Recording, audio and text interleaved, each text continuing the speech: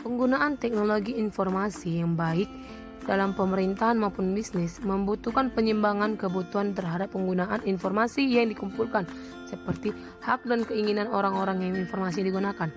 Informasi yang dikumpulkan, disimpan, dianalisis, dan dilaporkan tentang seseorang dapat digunakan perusahaan dalam membuat keputusan lebih baik. Privasi informasi adalah kombinasi dari privasi komunikasi atau kemampuan untuk berkomunikasi dengan orang lain tanpa komunikasi yang dipantau oleh orang atau organisasi lain. Tercurinya informasi pribadi seperti nama, alamat, KTP, dan sebagainya yang kemudian digunakan untuk melakukan penipuan. Ada 4 pendekatan yang digunakan oleh pencuri identitas. Pertama, melakukan pelanggaran data, misalnya pembocoran data yang disengaja yang dibantu oleh hacker. Kedua, pembelian data pribadi seperti alamat dan PIN. Ketiga, penggunaan phishing untuk mengikat pengguna agar menyerahkan data. Keempat, menginstal spyware seperti keystroke login software untuk merekam penekanan tombol para korban.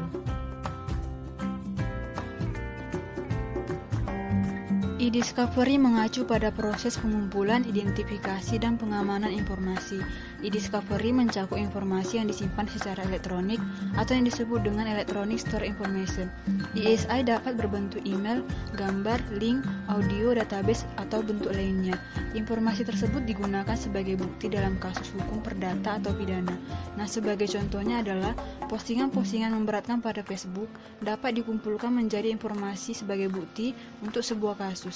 ESI juga menjalankan aturan etika dan perilaku profesional dari informasi pemilik karena itu termasuk privasi. Customer profiling adalah proses mendalami profil pelanggan dengan mengamati pola pembelian, preferensi pembelian, dan informasi lainnya untuk mengembangkan profil pemasaran yang dikombinasi dari data eksplisit dan data implisit. Data eksplisit adalah informasi konsumen yang didapatkan dari proses pendaftaran dan survei. Sedangkan data implisit misalnya penelusuran cookies konsumen saat menjelajahi situs. Contoh, jika kita membuka Shopee dan melakukan pencarian, maka Shopee akan menampilkan barang-barang yang berkaitan dengan yang kita cari sebelumnya. Privasi informasi data konsumen telah berkembang menjadi masalah pemasaran utama, karena beberapa perusahaan tidak melindungi dan tidak bertanggung jawab dalam menggunakan informasi pelanggan. Treating customer data responsible atau memperlakukan data pelanggan secara bertanggung jawab merupakan wujud kepedulian suatu entitas pada customer. Setelah data customer diperoleh sebuah perusahaan, maka perusahaan wajib bertanggung jawab terhadap data customer.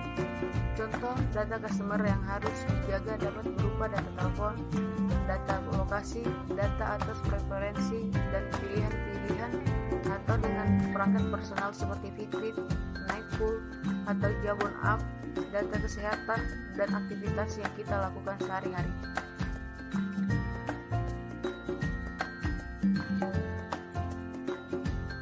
Workplace monitoring merupakan metode atau cara untuk memantau aktivitas karyawan di tempat kerja, seperti memantau aktivitas yang tidak berhubungan dengan pekerjaan yang dilakukan karyawan pada saat jam kerja berlangsung. Fokus utama workplace monitoring yaitu untuk memastikan tidak adanya pelecehan seksual atau bullying di tempat kerja, serta menciptakan lingkungan kerja yang kondusif bagi semua karyawan, agar tingkat produktivitas karyawan dapat meningkat. Cara memantaunya boleh dengan memasang CCTV, dengan menggunakan GPS untuk melacak lokasi, memantau komunikasi melalui panggilan telepon, email, browsing web, ataupun sosial media. Sejumlah kemajuan dalam teknologi informasi memberikan kemampuan pengumpulan data baru, seperti kamera pengintai yang digunakan dalam upaya mencegah kejahatan dan kegiatan teroris, dan sistem berbasis satelit atau GPS yang dapat menunjukkan lokasi fisik seseorang. Namun, penggunaan pengawasan ini dinilai mengurangi privasi individu dan mempunyai potensi penyalahgunaan data.